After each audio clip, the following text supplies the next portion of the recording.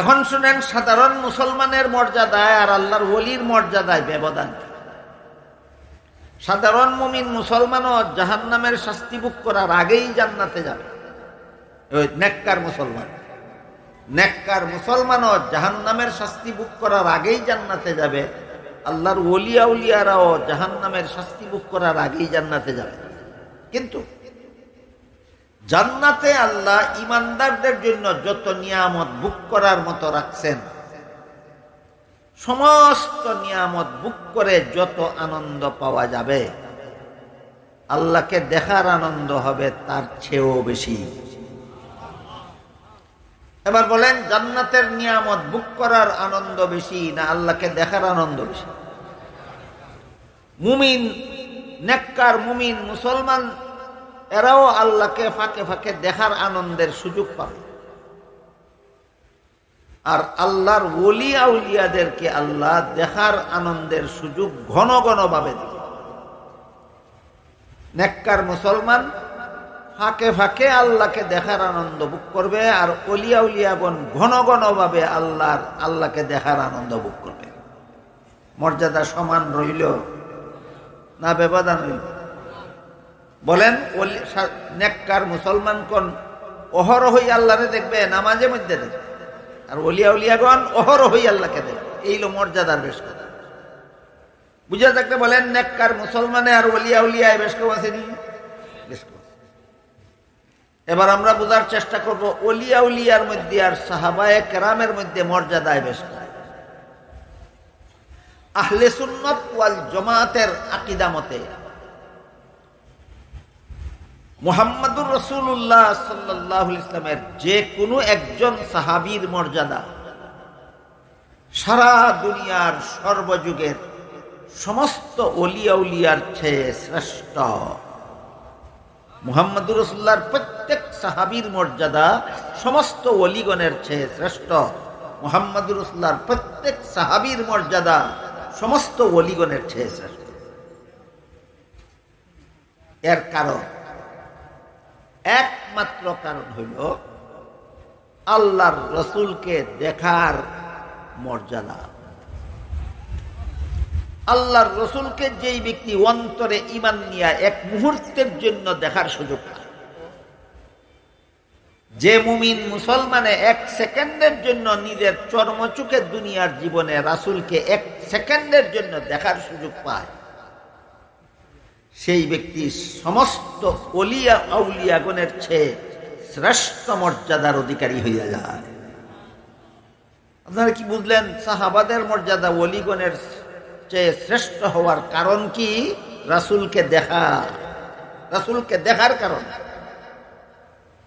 বুঝে থাকলে বলেন, সাহাবাদের মর্যাদা ওলিগণের চেয়ে শ্রেষ্ঠ হওয়ার কারণ কি?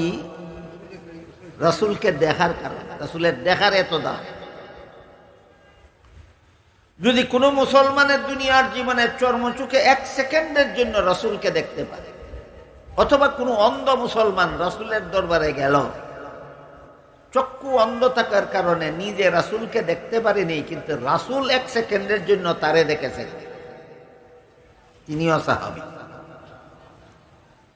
মুসলমানে রাসূলরা দেখলেও সাহাবী, রাসূলে মুসলমানরা দেখলেও সাহাবী। আমি রাসূলকে দেখতে পারলে আমার মর্যাদা হবে সমস্ত নবী রাসূলগণের চেয়ে, সমস্ত ওলিয়া উলিয়াগণের চেয়ে শ্রেষ্ঠ। আমার চক্ষু অন্ধ থাকলে রাসূল যদি এক নজর আমাকে দুনিয়ার জীবনে দেখেন, আমার মর্যাদাও হবে সমস্ত ওলিয়া উলিয়াগণের চেয়ে শ্রেষ্ঠ। এবার বলেন, সাহাবা ছাড়া কোনো ওলিয়া উলিয়া কি রাসূলের এক সেকেন্ডের দর্শন লাভ করেছেন? না। কেন ওলিয়া উলিয়াগণের চেয়ে সাহাবাদের মর্যাদা শ্রেষ্ঠ? দুনিয়ার কোন যুগের, কোন দেশের, কোন ওলি আউলিয়া এক সেকেন্ডের জন্য মুহাম্মদুর রাসূলুল্লাহর দর্শন লাভ করতে পারেননি।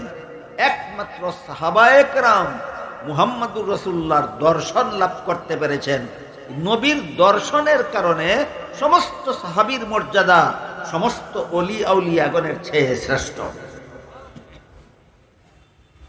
এসব কথা আমাদের সমাজে আলোচনা হয় না হওয়ার কারণে মানুষে বন্ড ফির আর কামিল ফির সমানই মনে করে। কিছু মানুষে গুনাহগার মুসলমান আর নেককার মুসলমানকে এক সমানই মনে করে। কিছু মুসলমান নেককার মুসলমানে আর ওলিয়া উলিয়ার মর্যাদায় সমান সমান মনে করে। কিছু মুসলমান ওলিয়া উলিয়া এবং সাহাবাগণের মর্যাদা সমান সমান মনে করে। এই সমান সমান মনে করাটা মারাত্মক রকমের ভুল, যে ভুলের কারণে মুসলমান আহলে সুন্নাত ওয়াল জামাতের অন্তর্ভুক্ত থাকতে পারে না। সুজা কথা না। আহলে সুন্নাত ওয়াল জামাতের অন্তর্ভুক্ত হওয়া এটা স্লোগানের উপর নির্ভর করে না, চাপাবাজির উপর নির্ভর করে না, নাচানাচির উপর নির্ভর করে না, কতগুলি বিশ্বাসের উপর নির্ভর। আপনি যদি বিশ্বাস করেন যে সাহাবাগণ নবীর দর্শন লাভ করার কারণে সমস্ত ওলিগণের চেয়ে শ্রেষ্ঠ, তবেই আপনি আহলে সুন্নাত ওয়াল জামাত। আপনি যদি নবীর দর্শনের এই মূল্যায়ন যদি শিখেন না জীবনে কোনোদিন, যারা সারা জীবন চাপাবাজি করতে পারবেন, সারা জীবন নাচানাচি করতে পারবেন, আহলে সুন্নাত ওয়াল জামাত হতে পারবেন না। আমি আপনাদের কি বুঝাইলাম? আহলে সুন্নাত ওয়াল জামাত দাবির দ্বারা হওয়া যায়, স্লোগানের দ্বারা হওয়া যায় না, লাফালাফির দ্বারা হওয়া যায় না, কতগুলি কথা বিশ্বাস করলে। এর মধ্যে একটা বিশ্বাস কি, সারা দুনিয়ার সমস্ত ওলিয়া উলিয়াগণ আল্লাহর প্রিয় পাত্র, আল্লাহর ওলি, আল্লাহর বন্ধু, ঠিক আছে, কিন্তু মুহাম্মদুর রাসূলুল্লাহর এক সেকেন্ডের দর্শন লাভ করতে পারেননি।